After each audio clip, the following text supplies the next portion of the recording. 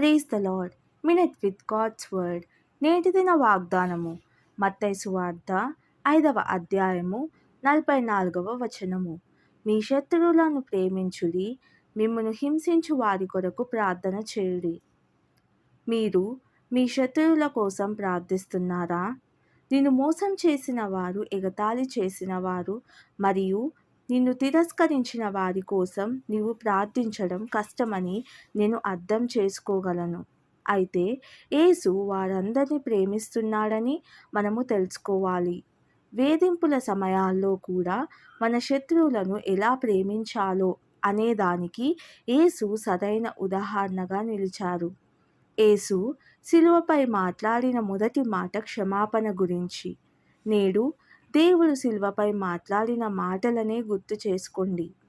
మీ శత్రువులను క్షమించి, మిమ్మల్ని హింసించే వారి కోసం మీరే కాదు, హింసింపబడుతున్న సహోదరులందరి కోసం కూడా ప్రార్థించండి.